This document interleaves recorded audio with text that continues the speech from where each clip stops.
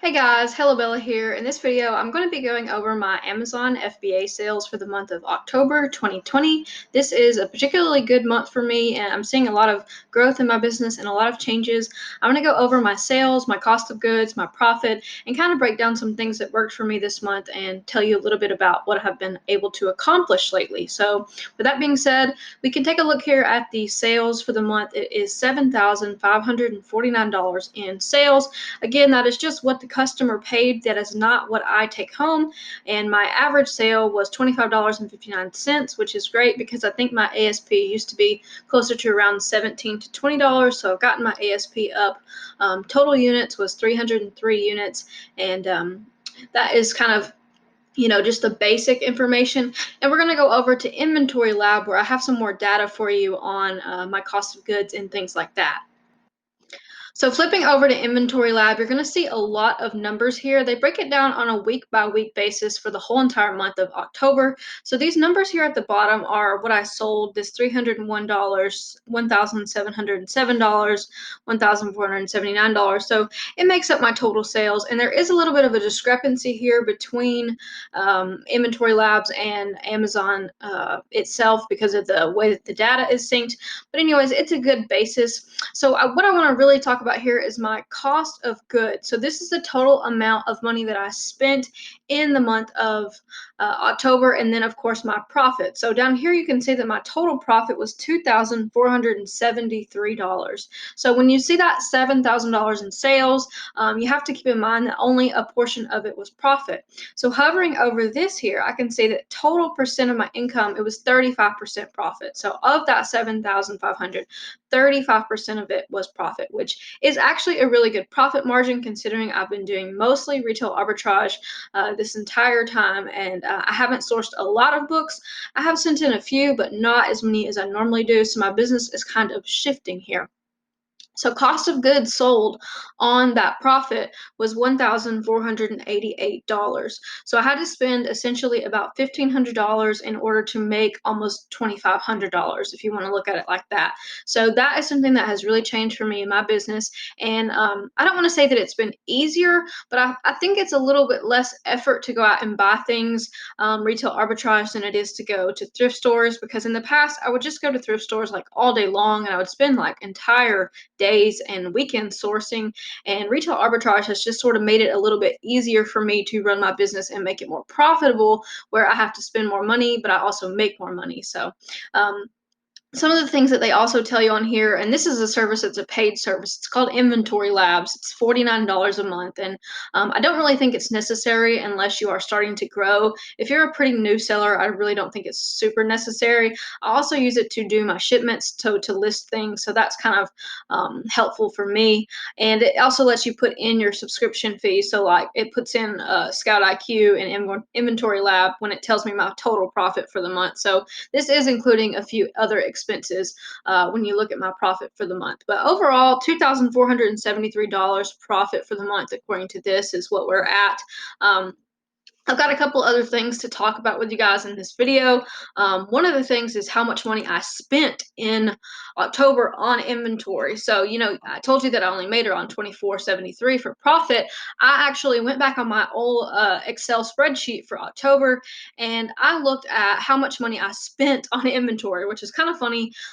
It's not really funny, but it's just like, okay, I spent $3,098 to buy new products in October. So even though I had made 2,400 profit, I pretty much didn't see any of that money. I just put it all back into my business, and I think it's been a worthy cause. I'm definitely seeing things grow, and $3,098 is a lot of money at the same time, but then again, it's not for a whole month of buying. I know some people spend a lot more money than that, but that is just a total cost of new inventory going into the new months.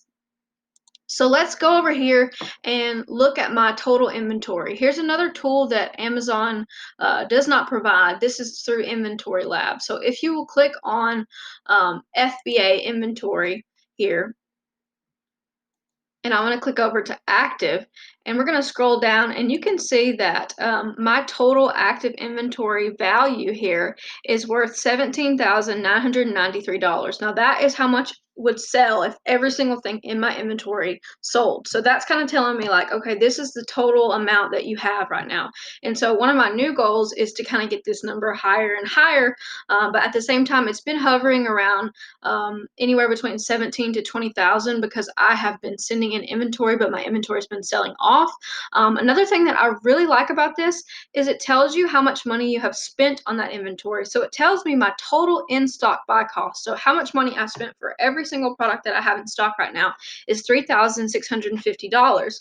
Now, if you go back and remember that I just told you I spent $3,000 in October, that means I'm having a pretty fast turnaround time on my inventory. And that's one thing that I'm really focused on right now because I don't want to have inventory tied up for weeks and months at a time. I really want my inventory to sell off in about 2 weeks if possible. Of course, there are some longer tail items that I will wait for, but this is mostly like things that are sourced really cheaply here. Another page that you can look at on Inventory Lab is this page called Inventory Valuation. And basically, it's telling you how much, again, your inventory has invested. And it tells you again at the bottom, 3,650, but it will also tell you how much inventory you have on the way to the warehouse. So this is $238 that I have on the way to Amazon.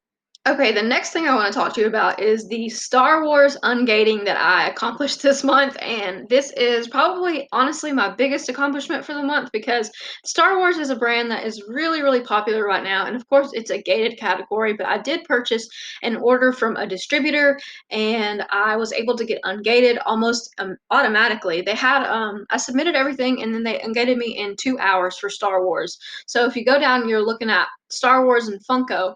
These are the two that I submitted receipts for. And so Funko is still pending, even though it's been like 5 or 6 days. And they told me they'd get back to me in 2 to 3 days. But of course, that has not happened. But Star Wars was automatic. So I did go ahead and place more orders for other brands to get ungated in. And I'm currently waiting on those orders to come in. But I did think that this was worth noting in this video that I did get approved for Star Wars.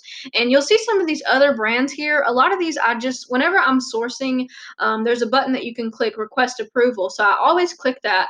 And so some of them I get auto approved in. So Quest Nutrition, Health, and Personal Care was one that I got auto approved in.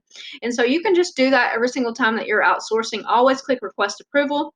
It will either auto approve you or it will send you to the page where it asks you to provide a receipt from a distributor or a letter of authorization asking them to let you sell their brand. And so that's what I had to do. I had to get a receipt from a distributor for that Star Wars ungating and Funko ungating. And I'm also in the process of getting ungated for a Melissa and Doug. This is another toy brand, and I think I'm going to go with like Barbie and a couple of others.